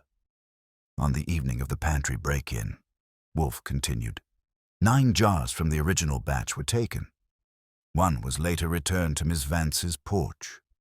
A second jar, similarly adulterated, was brought to Mr. Talbot at Meadow Ridge yesterday by Mrs. Greaves, both jars matching composition and origin. The aspirin used was purchased by Dr. Kitts at Mr. Talbot's request, delivered to Mr. Edwin Talbot, and then passed to Mrs. Greaves for incorporation. That brought every head up. Edwin's eyes darted to Kitts. Lydia's flicked between them, sharp now, the boredom gone. Kitts's face went still. "I do not say," Wolfe went on, "that Dr. Kitts knew how the aspirin would be used. I do say that he provided it without adequate inquiry, and that his professional position lent it a patina of legitimacy. I also say that Mr. Edwin Talbot, dissatisfied with the provisions of his uncle's will, sought to create circumstances under which its validity could be challenged, and to direct suspicion toward Miss Vance." Edwin started again. "That's true," Wolfe said, and the weight in the word made Edwin shut his mouth again. "You met with Dr. Kitts twice in the past 3 days.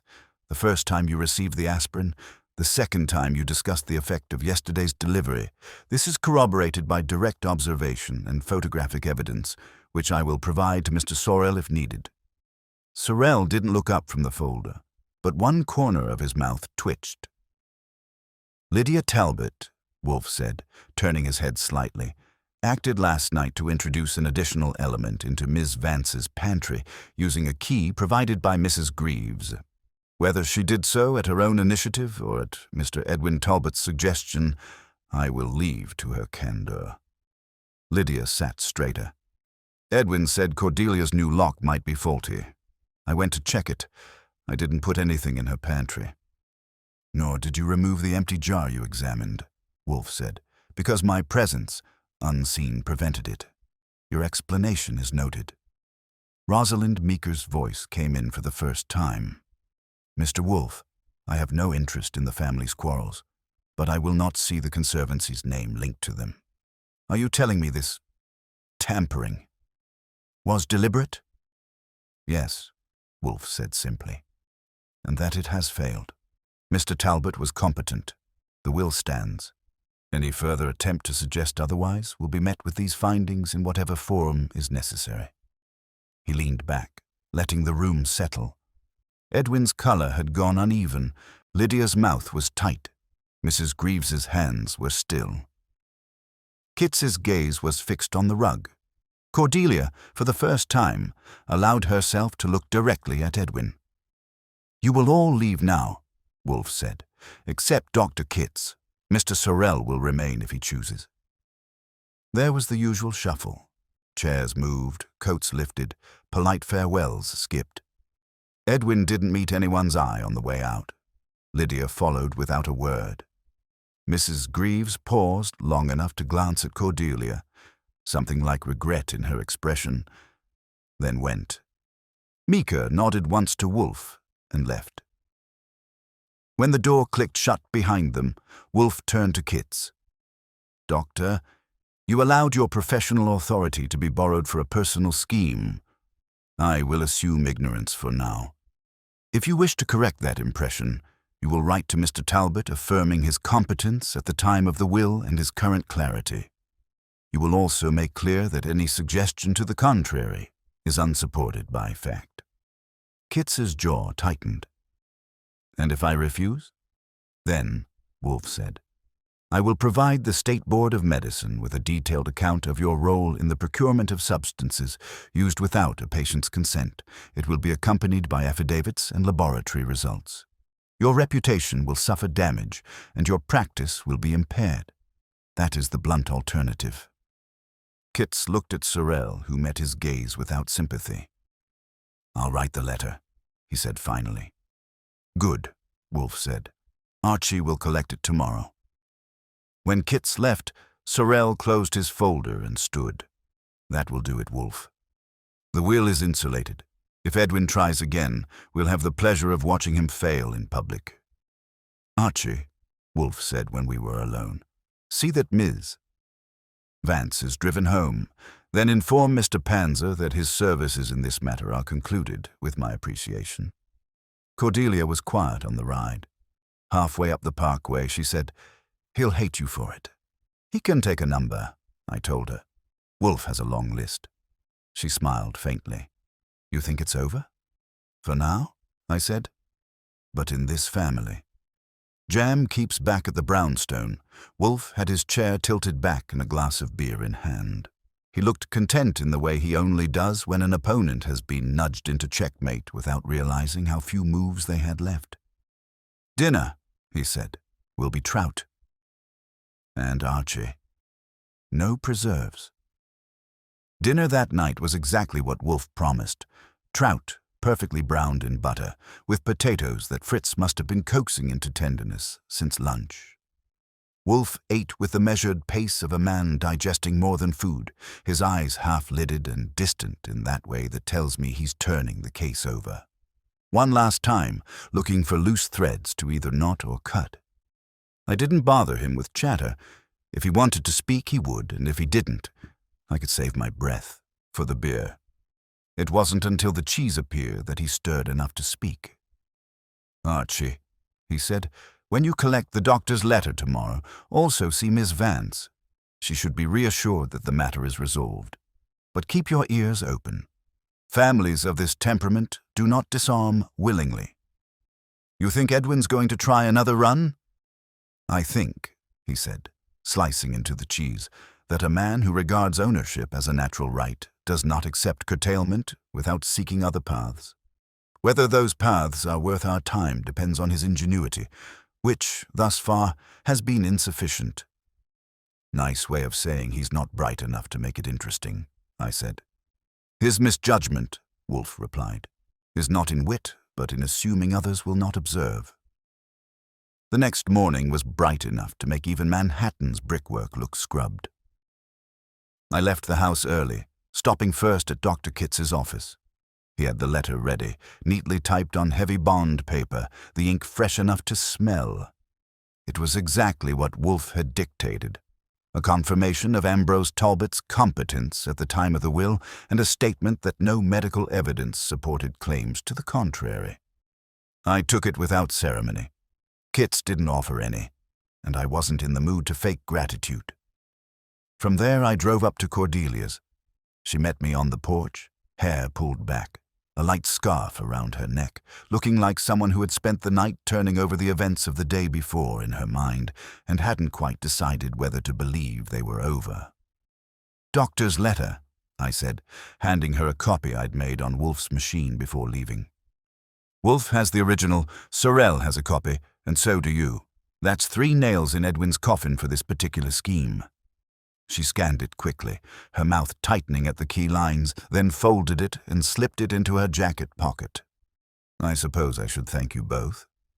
You could, I said, but I'd settle for you not leaving jars of jam unattended in houses where half the people think they're entitled to everything in the pantry. That got the ghost of a smile out of her, but it faded quick.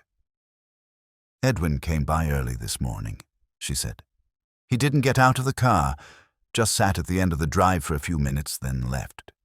You want me to call Saul? She shook her head. Number 1, if he wants to glare at my mailbox, let him. But it's not over for him, Archie. He'll try something else. I didn't argue. Wolfe's instincts about persistence were as reliable as Fritz's timing in the kitchen. Back at the brownstone, Wolfe read the letter again. He always does, even when he's dictated the words, and placed it in the center drawer. Acceptable, he said. Sorrel will use it to club any further mutterings. Cordelia says Edwin was out by her drive this morning. An animal returning to the sight of an unconsumed meal, Wolfe murmured. He will sniff, perhaps circle, but his appetite for this particular dish should now be dulled. If he attempts another course, we will decide whether to oblige him. The phone rang then, and Fritz brought it in. It was Sorrel. Wolfe, I thought you'd like to know, he said, his voice dry as paper. Edwin just withdrew his informal objections. No explanation, just a terse message through his attorney. Lydia's keeping her distance, and Mrs. Greaves has been markedly silent. You've done your work thoroughly. After he hung up, Wolfe reached for the beer Fritz had set beside him. There, he said. The will is insulated beyond his reach. The rest is embroidery. It might have ended there if life were tidy, but Wolfe has taught me that cases never end clean. By mid-afternoon, Saul was on the line, his voice low. You might want to know, Archie. Our friend Edwin met with a man from Talbot and Schuster's board over lunch. Corner booth, heavy conversation, nothing celebratory, looked more like strategy than surrender. I passed it to Wolfe. He didn't frown, but his eyes narrowed a fraction. He moves quickly, he said, perhaps too quickly. A man who loses in one arena often seeks to reopen the contest in another. In this case, the company, you want me on him? Yes, Wolfe said, but at a remove. We will not chase shadows. We will watch for substance. If he plans to alter his uncle's standing in the company before the will takes effect, it may be of interest. The rest of the day was quiet. The kind of quiet Wolfe pretends to dislike but secretly cultivates. Dinner was lamb shanks and green beans, and I could tell from the way he lingered over dessert that he considered the business of the jam concluded, at least in the formal sense. After coffee, I asked him if he thought Cordelia would keep her role as executor without trouble. Yes, he said. Her uncle trusts her judgment, and the opposition has been discredited. That is sufficient for now. What she does with that trust will be her measure, not mine. The following morning brought a small envelope in Cordelia's hand. Inside was a short note. The pantry shelves are full again, but I'll keep 1 jar for you, sealed, unadulterated, and safe. Consider it insurance and gratitude. Wolfe read it, placed it under the blotter beside Ambrose Talbot's earlier message, and said nothing. But when Fritz brought in breakfast, he told him to make sure we had scones the next day. If that was his way of acknowledging the end of the case, I wasn't going to press him for more. We'd done the work, stopped the tampering, and left Edwin to stew in the taste of a plan that had gone sour. And if he ever decided to try seasoning the family affairs again, Wolfe would be ready, because in his world, once a case has been on the table, the aftertaste never quite goes away. The next 3 days passed without a ripple, which should have been a comfort, but wasn't. Wolfe always says the absence of noise in a noisy house is worth a second look, and the Talbot family had been nothing but noise since Cordelia walked through our door with that basket. On the morning of the 4th day, Saul called. Edwin's not haunting Cordelia's lane anymore, but he's been spending time at the Talbot and Schuster offices. Twice this week he met with 2 board members off-site. Private club on Madison, no aides, no minutes. That told me Edwin had decided to move his ambitions from the will to the company.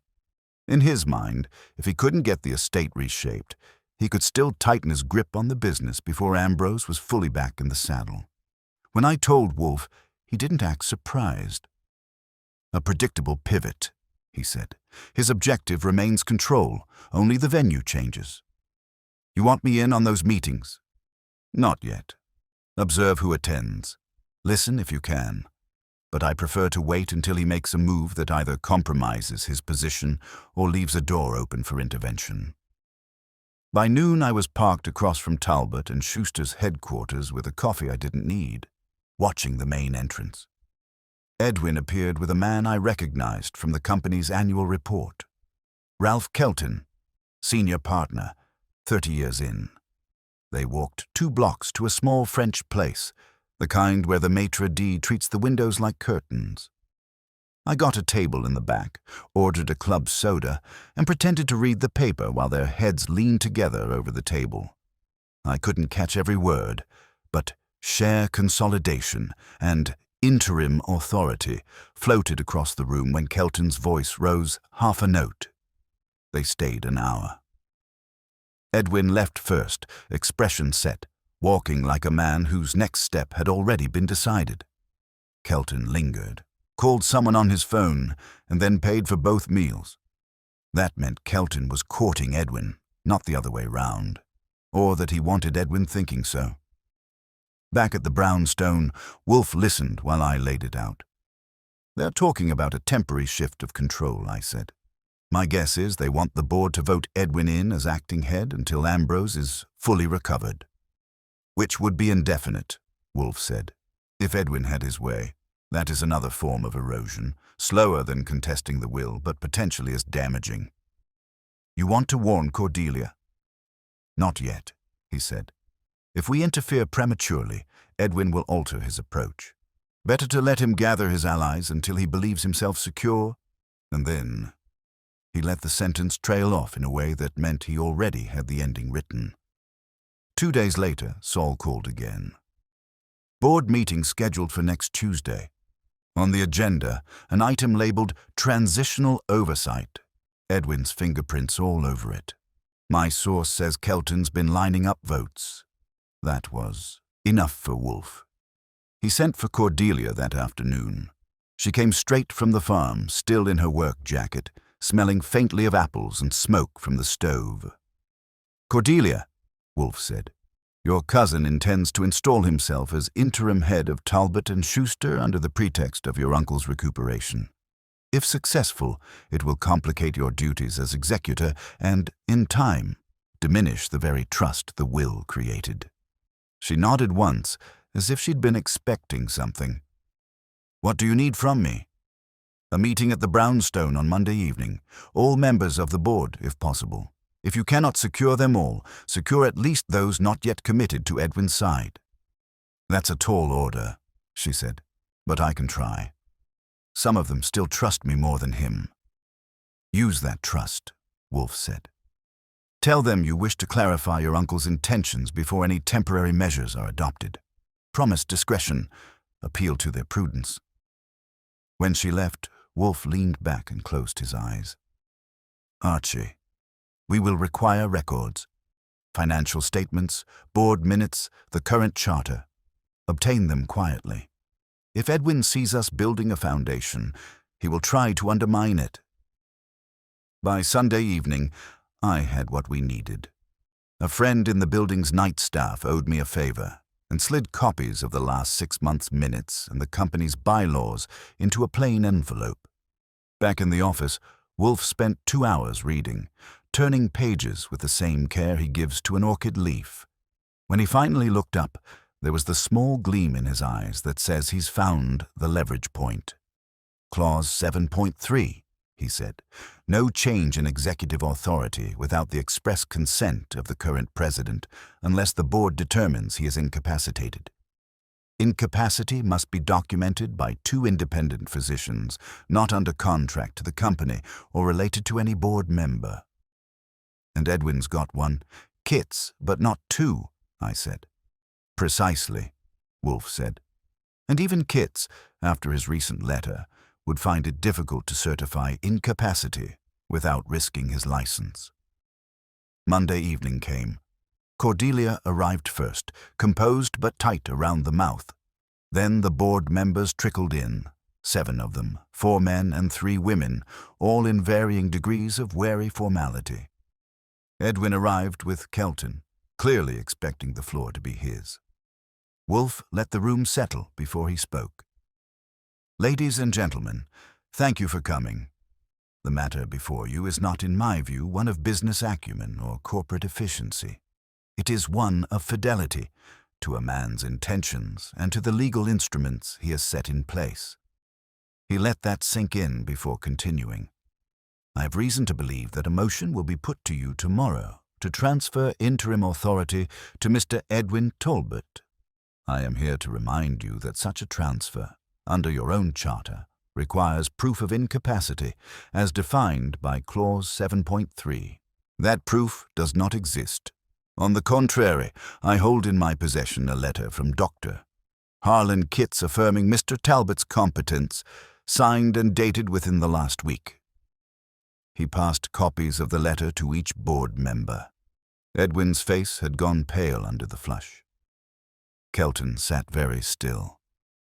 If you proceed without the required proof, Wolfe said, you expose this company to legal challenge from the estate and from Mr. Talbot himself. Such a challenge would be public. I leave it to your judgment whether the reputational cost is worth the temporary satisfaction of rearranging chairs. One of the board members, a woman named Forbes, looked at Edwin. Is this true? Edwin's mouth worked once, twice. Kitts's letter is recent, he said finally. Circumstances change. Not without evidence, Forbes said. By the time the meeting broke, 3 members who had been leaning toward Edwin were visibly cooling. Cordelia left with quiet nods from 2 of them. Kelton avoided my eye on the way out. Edwin didn't speak to anyone. When the door shut, Wolfe exhaled slowly. That will suffice. Tomorrow the motion will fail. Edwin will not have the votes, and he will know we are watching both boardroom and parlor. And that's exactly how it went. Saul called from the club the next afternoon. The motion never even reached the floor.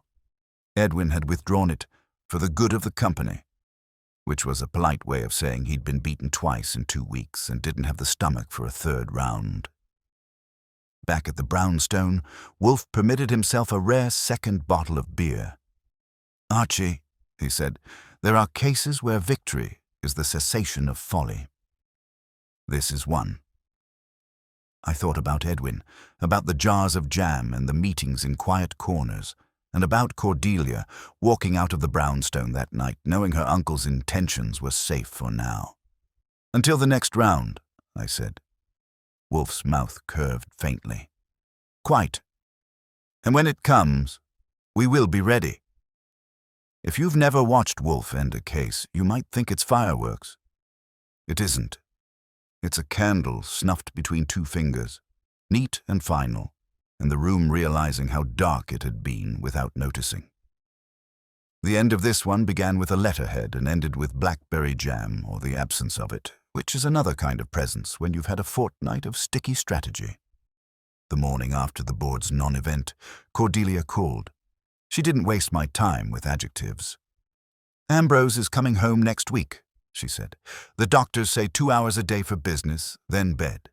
He wants me to thank you both, and he wants something else. Quiet. She paused. Can we have that? That depended, of course, on Edwin's appetite for humiliation. It turned out he'd already filled up.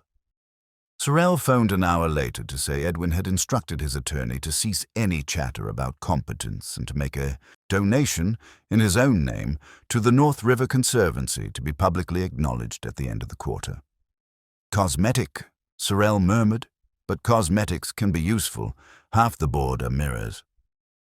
Wolfe accepted both reports with a grunt that had less gravel than usual.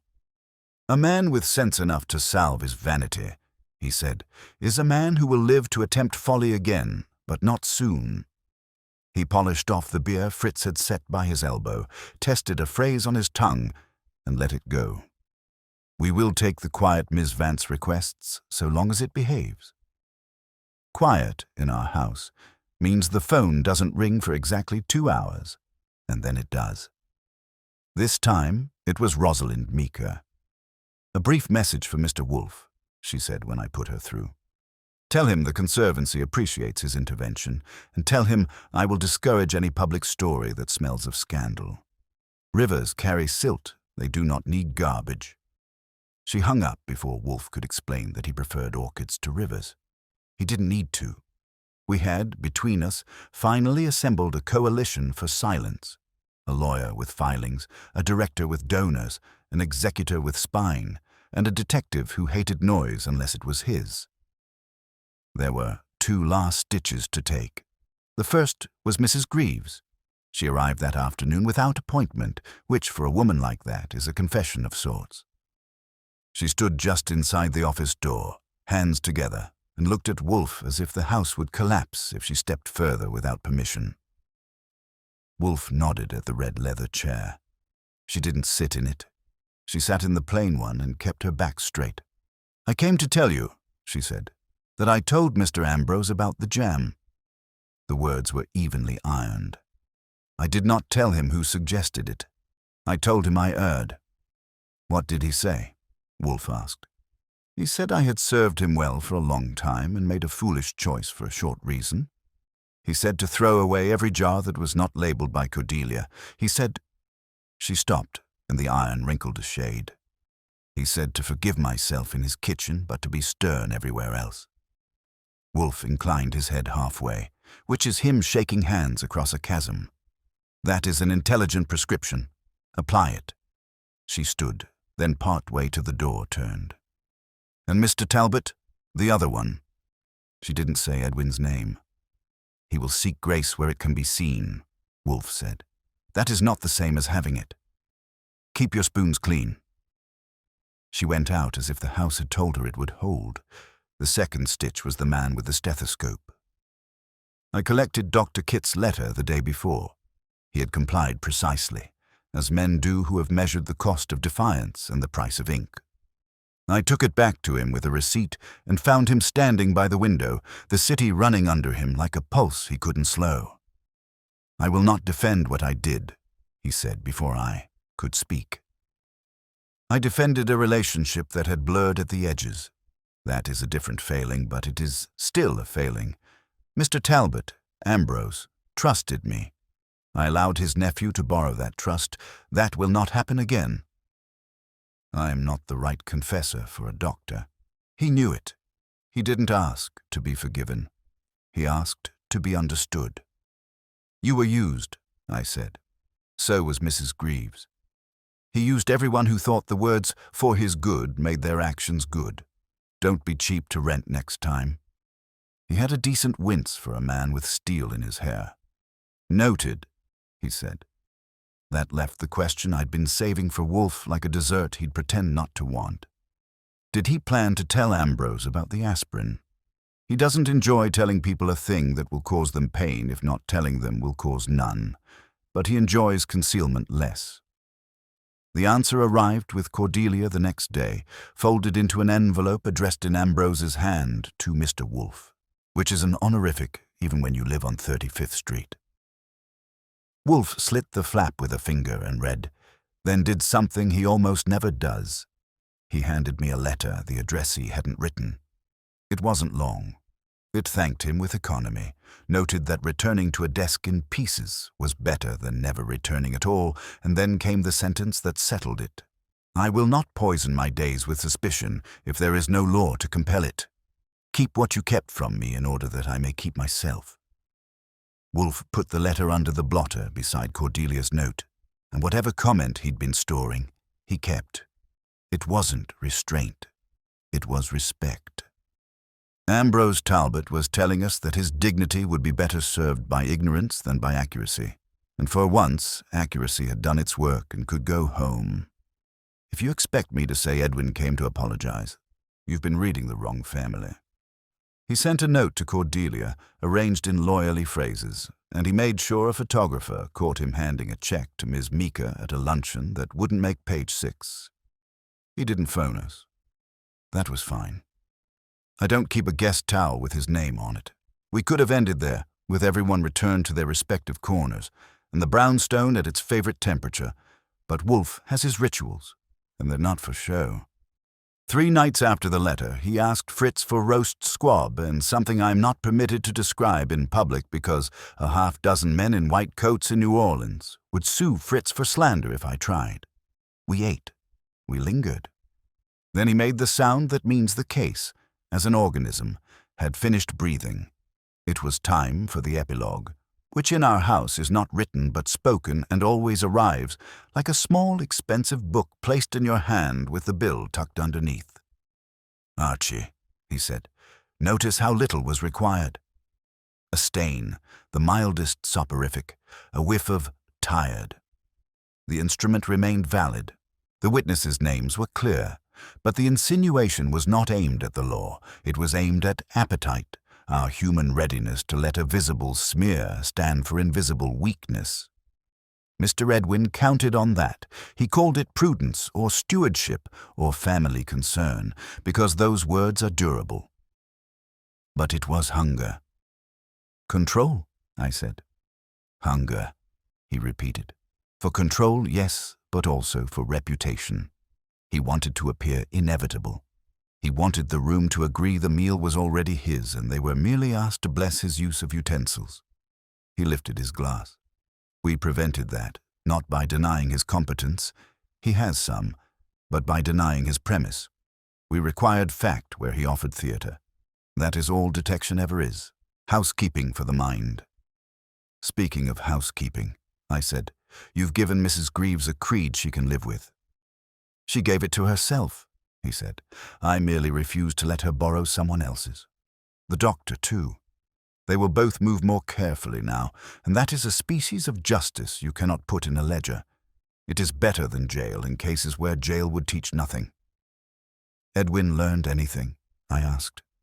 "He learned that not everyone is impressed by his certainty," Wolfe said.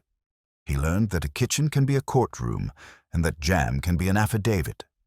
He may even have learned that there are men who do not move from their chairs and yet reach further than he does when he stands on a table." I let him have the last word for a minute, because it deserved the space. Outside, a siren tried to spool up a drama and failed against the brownstone's insulation. In the kitchen, Fritz hummed a few bars of something French that didn't apologize for butter. The house settled the way an old dog does when it recognizes a familiar hand at the latch. Before we ended the night, I made one errand to the plant rooms. Wolfe had sent me up with a tray, coffee, the small porcelain cup he favors for endings, and a plate with 2 scones. On the way, I detoured into the kitchen and opened the small safe where evidence goes when it's past being evidence and not yet a souvenir. I took out a single jar, Cordelia's June 17th. Blackberry with lemon peel, the neat hand, the glass clean as a conscience that has chosen not to be clever. I set it on a side table in the office without opening it. Wolfe looked at it with the kind of appreciation he usually reserves for a flawless phalaenopsis. "No," he said when I reached for a spoon. "Not tonight, it will keep. The palate is better for abstinence when it remembers excess. You're saying we shouldn't eat because they tried to make us choke. I'm saying," he said, and the corner of his mouth ticked, "that we should eat when no one is watching, including ourselves. You can call that philosophy if you like. I call it Wolfe." I put the jar back, and when I returned, he had the coffee in his hand and that settled look men get when the work is done and the bill is paid and they haven't been cheated. He lifted the cup a half-inch in a salute no one else in the city would see. "To Blackberry," he said. "And to wills that won't be argued by desserts," I said. He snorted, which I'm charitably interpreting as gratitude for my contribution to the literature. Then he closed his eyes for one respectable minute, and the brownstone, that old stubborn heart, beat the same as yesterday and the same as tomorrow. If you want a moral, you can have one on the house. If a man offers you sweetening where a signature belongs, ask who benefits when your tongue goes numb. Wolfe would phrase it in Latin, crisp and ancient and impossible to argue with. I'll keep it simpler. The next time a cousin arrives with a jar and a plan, let a detective try the first spoon. I'm used to it, and besides, I know where we keep the blotter. Now generate the final section of the story, ensuring a satisfying resolution. Maintain the logical progression of clues and character arcs, delivering the final reveal smoothly while keeping the ending impactful and true to the detective style. Detective style.